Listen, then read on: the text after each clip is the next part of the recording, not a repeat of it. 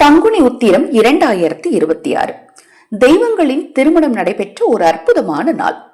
1/4/2026 பங்குனி மாதத்தின் 18ஆம் நாள் புதன்கிழமையில வருது.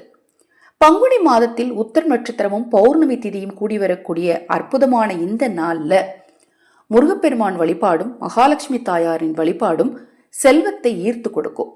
கணவன் மனைவி பிரச்சனை நிச்சயமாக தீரும். இந்த நாள்ல நீங்க விரதம் இருந்து வழிபட்டீங்க அப்படின்னா இந்த நாள்ல நீங்க செய்ய வேண்டிய நிறைய சூட்சமங்களை இந்த பதிவுல இருந்து நான் வரிசையா சொல்ல ஆரம்பிக்கிறேன். நான் போடக்கூடிய பதிவுகள்ல எது உங்களுக்கு சாத்தியமோ, எதன் மேல் உங்களுக்கு நம்பிக்கை இருக்கோ அது தெய்வத்தை பரிபூரணமா சரணாகதி அடைஞ்சு நம்பிக்கையோடு செஞ்சு பாருங்க, நிச்சயமா நல்லது நடக்கும். பங்குனி உத்திர நாளில் அக்ஷய பாத்திரம் உணவளிக்கும் திட்டத்தின் மூலம் ஆதரவற்றவர்களுக்கு உணவளிக்க முன்வாருங்கள்.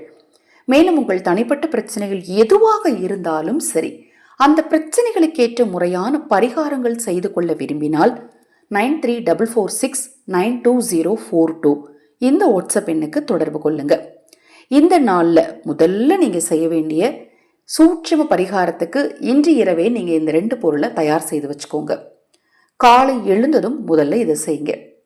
ஒரு நிறை சொம்புல தண்ணீர் எடுத்துக்கோங்க. அந்த தண்ணீர்ல சிறிதளவு பன்னீர் ஊற்றணும்.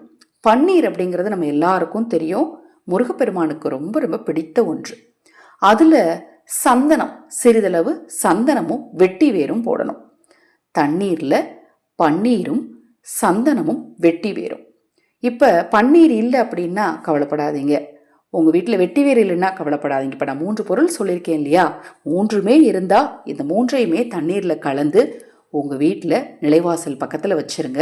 இன்று இரவே கூட வச்சிடலாம், தவறு கிடையாது. முடியல அப்படின்னா காலையில் ஒரு 5 நிமிஷம் வச்சுட்டு நிலைவாசலை தொட்டு கும்பிட்டுட்டு அதன் பிறகு அந்த தண்ணீரை எடுத்து எந்தெந்த இடத்துலலாம் நீங்கள் தண்ணீர் தெளிப்பீங்களோ, அதாவது வீட்டை சுற்றி வீட்டுக்கு வெளியில் எந்தெந்த இடத்துல தண்ணீர் தெளிப்பீங்களோ அந்த தண்ணீரை கொண்டு அந்த இடத்துலலாம் தெளிச்சு விட்டுருங்க. 3 பொருளுமே இருந்ததுன்னா ரொம்ப சிறப்பு.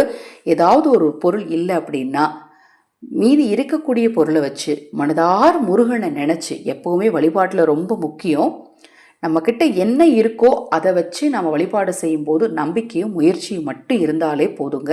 நீங்கள் செய்யக்கூடிய வழிபாட்டுக்கு நிச்சயமாக உங்களுக்கு பலன் கிடைக்கும். இந்த தண்ணீரை தெளிக்கிறதுனால தெய்வ அருள் உங்கள் வீட்டில் நிரந்தரமாக குடியிருக்கும். குலதெய்வத்தின் பரிபூர்ண அருள் உங்களுக்கு நிச்சயமாக கிடைக்கும். பொருளாதார ரீதியான பிரச்சனைகளும் நிச்சயமாக தீரும்.